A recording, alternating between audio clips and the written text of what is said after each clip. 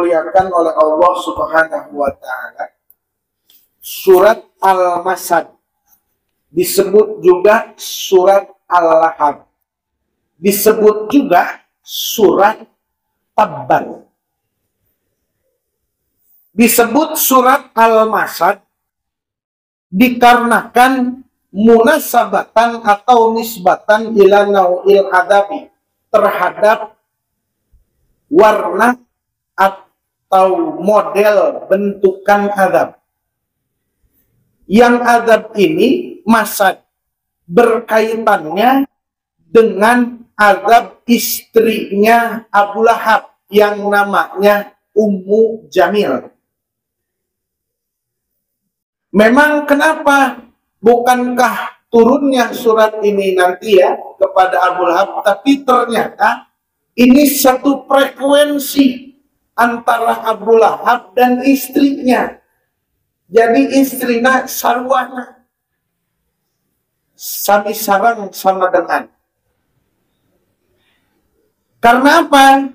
Satu, Ummu Jamil ini, para hadirin yang dimuliakan oleh Allah Subhanahu wa Ta'ala, dia pernah melemparkan su'dan, kayu su'dan atau sa'adan. Kayu sa'adan ini adalah satu kayu yang berduri. Tapi memang kalau dilihat dari sarahnya itu, durinya itu bukan duri kecil, durinya agak gede. Qadru hamalatis sadi. Silakan itu diperiksa di kamus apa artinya hamalatus sadi. Kalau sadyun itu payudara, hamalah itu putingnya. Begitu. Nah itu ya berarti macam-macam. Patokannya yang mana terserah. Gitu. Hamalatus sadainya janda, perawan, apa nenek-nenek.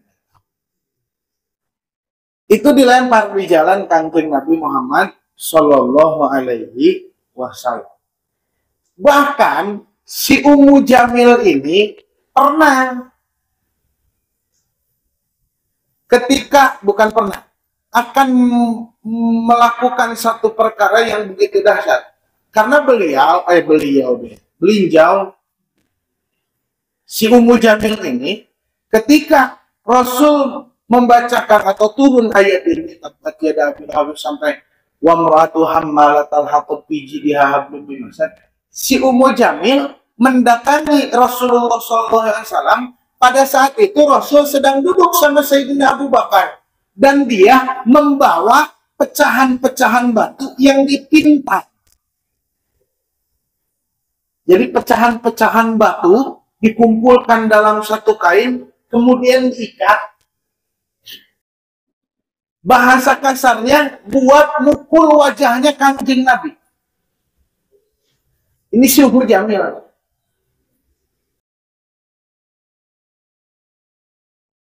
Mau ngehantem wajah kanjeng Nabi. Tapi subhanallah, itu padahal di situ ada Rasul sama Sayyidina Abu Bakar lagi ngobrol. Malah nanya, mana Rasulullah? Mana Muhammad? Nanya ke Abu Bakar, ya Abu Bakar, aina Muhammad? Mana Muhammad? La wajadtuhu, kalau aku menemukannya, la darabtu bihadzal fihr. Aku akan memukul dengan batu-batu yang ini, yang banyak.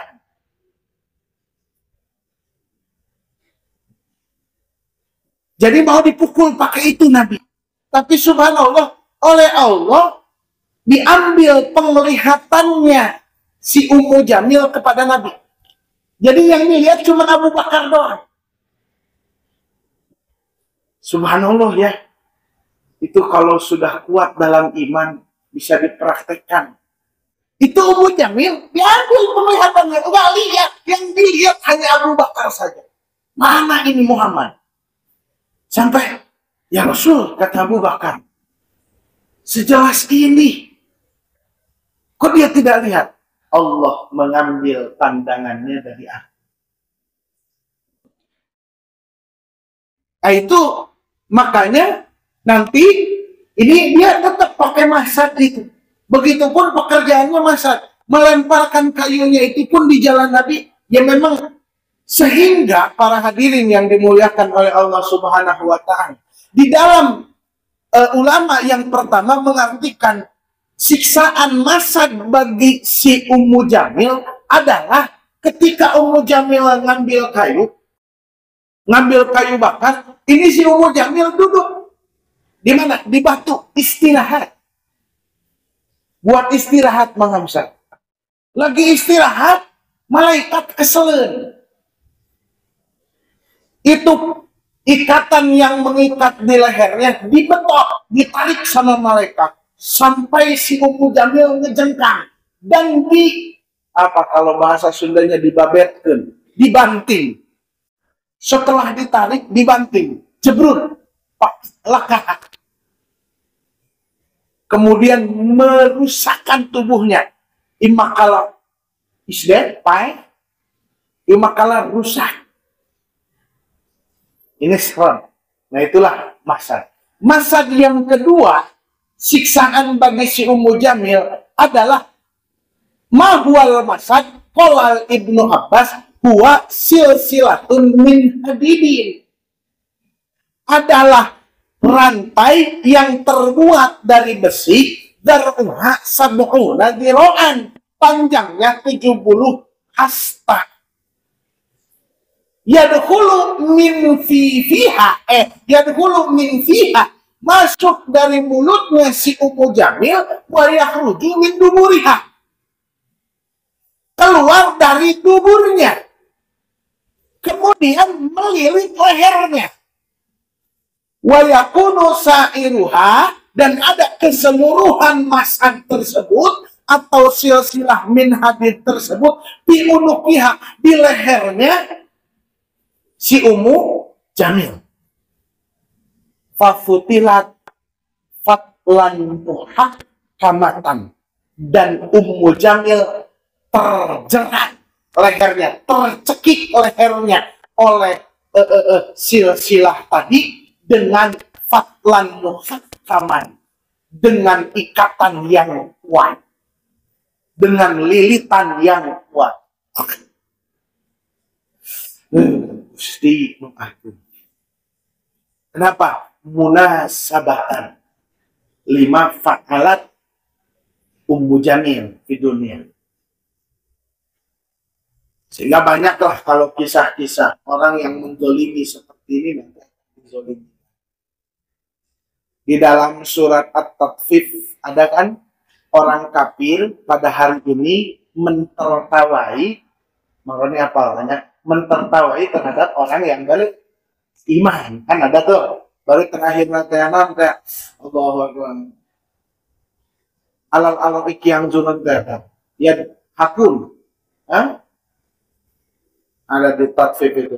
Jadi kan mereka dulu di dunia mentertawakan orang muslim. Jadi melihat si kafir, melihat mandumung di dunia, nertawain. Udah ustad, miskin, jelek lagi, ditertawakan sama orang kafir. Nanti dibalas sama mandumung. Mandumung alal aroiki, di atas singgah sana, mentertawakan kafirin yang sedang disiksa. Hei wajah yang dulu kau hina sebagai yang jelek, sekarang sudah menjadi tampan. Kau tuduh aku dulu miskin, padahal kaya hatiku. Kini aku jangankan rumah, gedung aku miliki. Masya Allah, tabarakallah. Ya dah. Sambil tertawa, subhanallah. Nah itu kan sama. Dulu pekerjaannya masad, dan masadnya itu digunakan untuk pasad, digunakan untuk memusuhi Nabi, baik dengan melemparkan kayu yang disebut kayu Sudan, atau ikatannya untuk mengikat batu yang untuk dipakai ngegecrok kanjeng Nabi, dipakai untuk mau menghantam kanjeng Nabi untuk dekatan. Allah kasih masad lagi di akhir. Siap-siap singkah habe yang saat ini menyiksa orang-orang Islam, memiskinkan mempersulit umat Nabi. Lihat nanti di akhir, harta milik kita saja jadi hisab, apalagi harta hasil korupsi. Kemudian surat ini yang ketiga punya nama yang kedua surat Al-Lahab. Dinamakan surat Al-Lahab ini munasabatan ila nau'il adab. Satu adab yang akan diberikan kepada Abu Lahab. Apa? Naro zata lahab. Diberikan kepada Abu Lahab. Kenapa Abu Lahab? Mohon maaf, man. Namanya juga mamangnya Nabi. Abu Lahab ini pamannya Nabi. Ada kecipratan dikit-dikit mas, sama-sama agak ganteng. Iulah Nabi. Kiai jai kurang kasep, itu kasep pakai jorek marada bingung.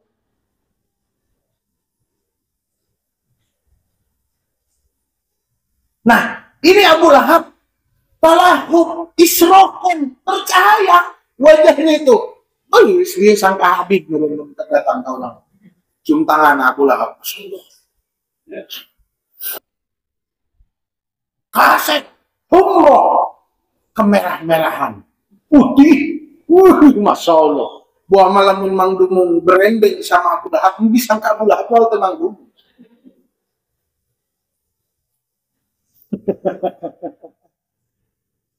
Jadi inilah bukan jaminan singkah ade ganteng dan lain saja banyak di surga itu.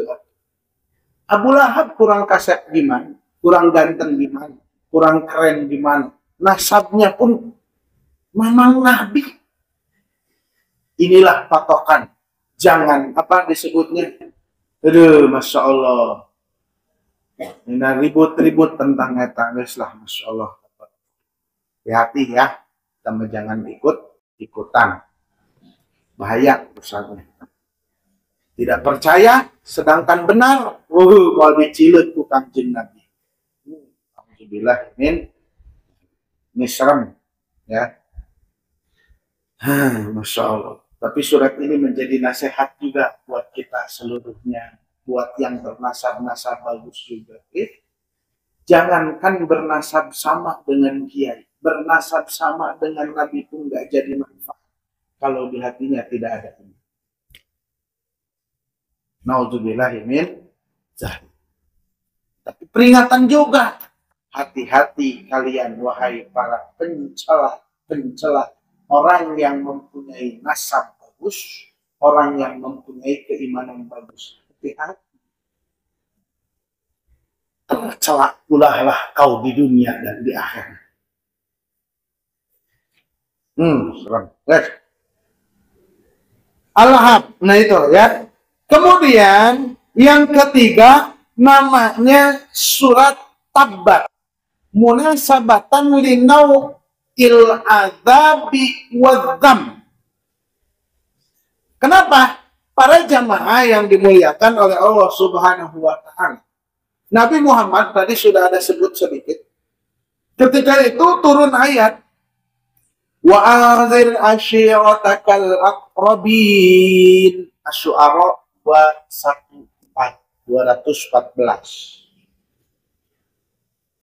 Maka dari situ Nabi ngumpulin seluruh para kaum. Bahkan Nabi menyebut bani-baninya.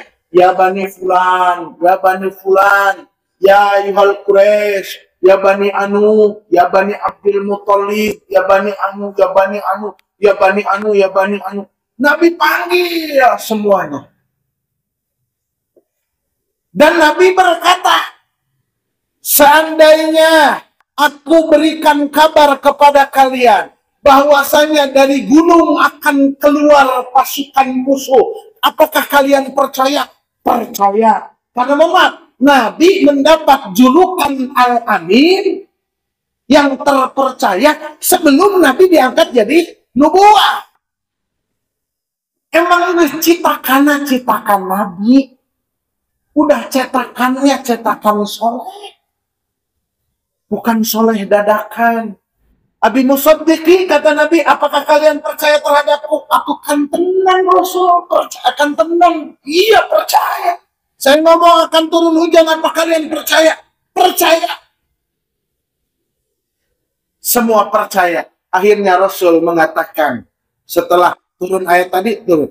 Ini nadhirul lakum baina yadai adzabin syadid. Hati-hati. Yang iman, surga buatmu. Yang tidak iman, adzabin syadid. Percaya saya Nabi, percaya saya Rasul, tidak peduli kulitnya hitam atau putih. Surga. Tidak percaya saya Nabi, tidak percaya saya Rasul, tidak percaya adanya Allah, ini masih menyembah berhala, setampan apa? Neraka. Cek Abu Lahab langsung kata Abu Lahab, alihadza da'autana. Cuma karena ini kau ngumpulin aku, ngumpulin kami semua, kira ada apa? Padahal ya Muhammad, kata Abu Lahab. Binasa, celaka, rugi engkau Muhammad. Karena Nabi ngomong gitu. Dan mohon maaf, orang-orang yang seperti itu akan terlahir pula. Dia meyakini akan kesesatannya, meyakini akan kezolimannya, dan tidak senang terhadap kebenarannya. Sampai berani mengatakan satu lagu sebujur bangkai lebih bagus dari ceramah 70. Baik, gelo model naon kos kieu. Jangan aneh, ini baru lawan Nabi. Abu Lahab dulu ngomongnya taban. Harapun Kangjeng Nabi. Bahkan itu kalau panjangnya, ini ceritanya si Abu Lahab lagi duduk, langsung dia berdiri, ngepas seluruh lagi. Terus arek gelut, udah mau berantem kayak alihada ada autan, mengibaskan apa namanya, debu yang ada di tangan. Emang saking ewa nah, alihada ada autan. Apa karena ini kau mengumpulkan, mengajak kami, memanggil kami? Tabban laka yang turunlah langsung surat. Tabbat yada abi lahabin wa tab. Riwayat yang kedua, para hadirin yang dimuliakan oleh Allah Subhanahu wa taala. Sama, cuman kumpulnya di Darun Nadwa. Riwayat yang berikutnya adalah ketika itu Nabi mengajak orang beriman, Abu Lahab datang ke Rasul. Muhammad, kalau saya beriman, apa bagian saya? Dijawab sama Rasul, sama bagiannya kayak yang lain. Menurut maksud nama yang jadi wakil Nabi kira-kira. Kan sekarang banyak orang-orang yang bela anu pengen jadi anu. Bukan membela kebenaran, tapi membela jabatan yang insya Allah akan dijanji. Bela-bela Nabi. Ini presiden seperti Umar bin Khattab. Wah, enggak begitu. Orengan yang jadi menteri agama. Nanya sama Nabi, Muhammad, ayo bagian saya apa? Kata Rasul, sama bagiannya sama muslim yang lain. Maksudnya sama, surga yang dijanjikan, neraka yang dihindarkan.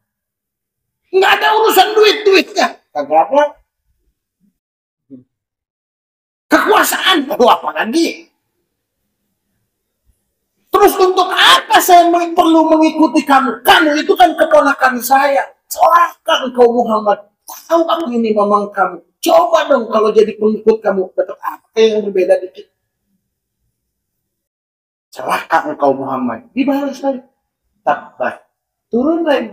Tabbat yada abi lahabin wa tab. Satu, ini disebut taukid lafzi.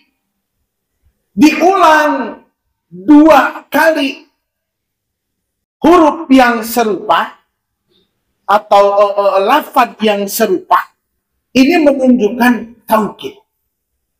Tabbat yada abi lahabin watab. Maka yada di situ bukan tangannya doang. Tabbat yada abi lahabin watab. Komo tabbat yadu abi lahab. Salingan doang nu cilaka eueuh. Tabbat yada dua tangan. Maksud tazawulu bihima. Kebanyakan pekerjaan manusia itu dengan tangan. Maksudnya celaka engkau Abi Lahab. Watab dan celaka. Maksud diulang kalimat yang hampir sama bisa disebut itu menguatkan bahwasanya kecelakaan Abi Lahab sungguh-sungguh pasti bakal celaka. Dua, yang satu jumlahnya jumlah doa. Yang satu lagi adalah khabar. Tabbat yada abi lahabin watab.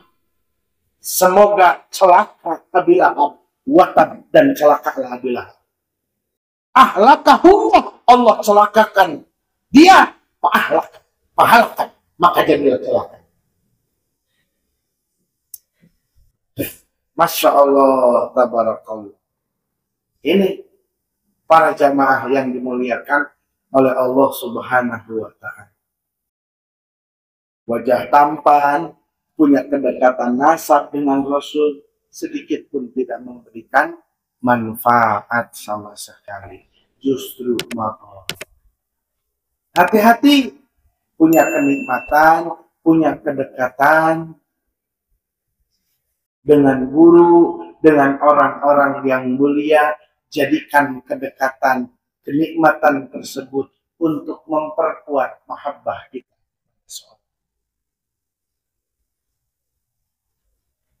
Pasti. Jangan hanya jadi sombong-sombongan saja. Masya Allah. Ya. Itu. Kenapa? Ini mamangnya Nabi. Abu Thalib, Abdul Muthalib punya anak 17. Nggak tahu bibitnya berapa nih.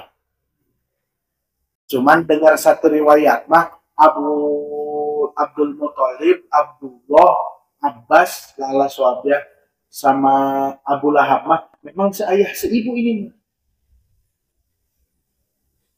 Yang lainnya mah beda, ada yang beda ibu. Nah, yang yang laki-lakinya itu ada 14.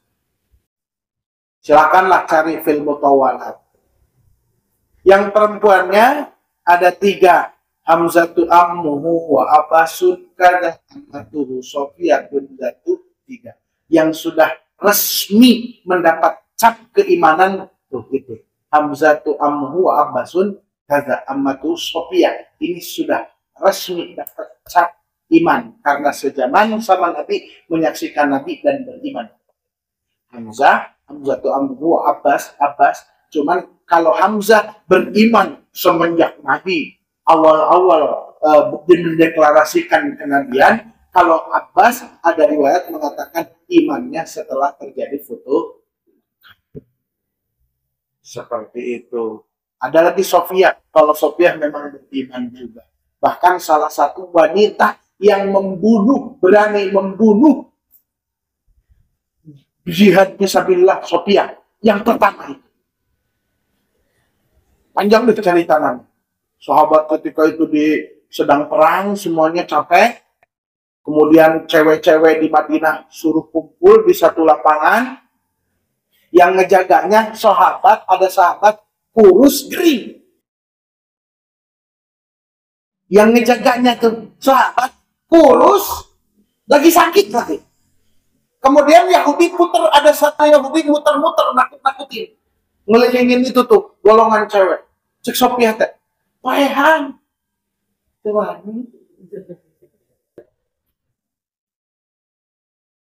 paehan, sieun, kasih dungu nampak orang. Bunuh, gak berani. Sophia ngambil balok. Payah. Subhanallah. Keren-keren memang. Anu nasabna jeung kangjeng Nabi nya hiji. Ya. Urang mah geus di surga we hiji. Ya. Kudu ngaku turunan Wali Songo lah. Nyerahkeun. Saya keturunan Wali Songo. Bungut mah teu wali-wali acan. Heran. Bahkan saya sendiri itu kalau dengar cerita-ceritaan zaman dahulu, Mama Ukon apa matanya merah lagi mutolaah kitab. Ternyata kenapa Mama Ukon rusak matanya? Ini saya dapat riwayat dari Aibnu dari temannya Mama Ukon. Jadi Mama Ukon itu kalau udah ngantuk, tapi mutolaah belum selesai. Gitu kan? Kalau kita kan patokannya asal ngantuk berarti mutolaahan, guys. Ini punya patokan mutolaah belum selesai, Mama Ukon ambil air. Kemudian diteteskan air mentah, diteteskan di matanya. Sampai katanya keluar darah. Dan usia 18 tahun dioperasi ke Bandung katanya. Nah, saya dengar cerita itu aja. Asa era aing aku jadi incuna Mama Ukon. Ide jelema ngaku-ngaku. Incuna Wali Songo, aduh insyaallah.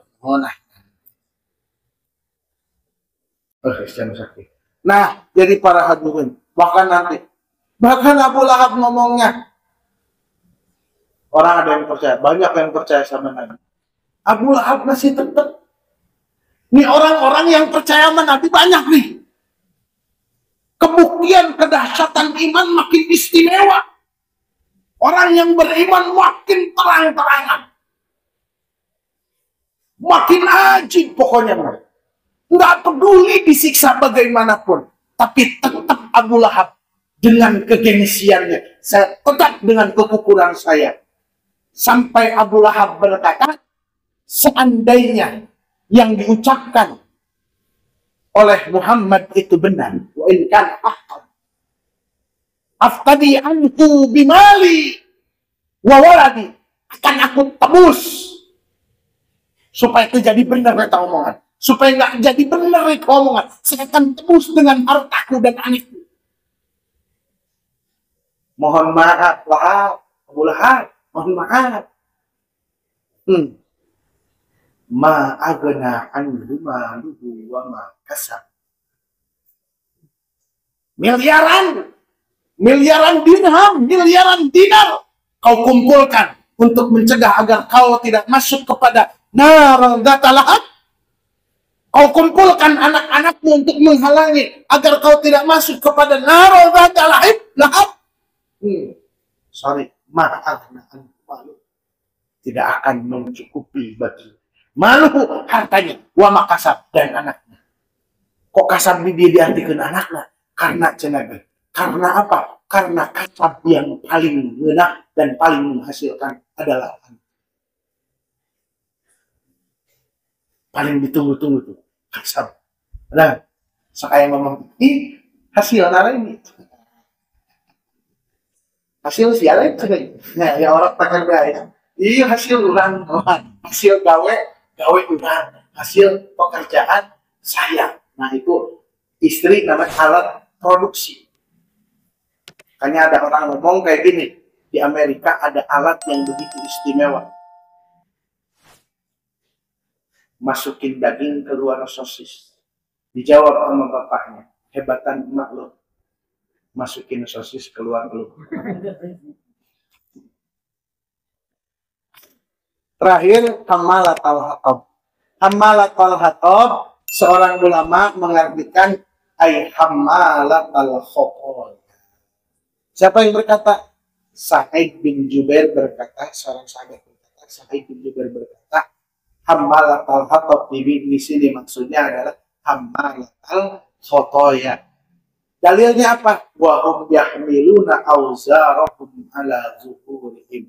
Mereka menanggung dosa-dosa mereka dengan punggung-punggung. Ya Allah, ya Rabbi,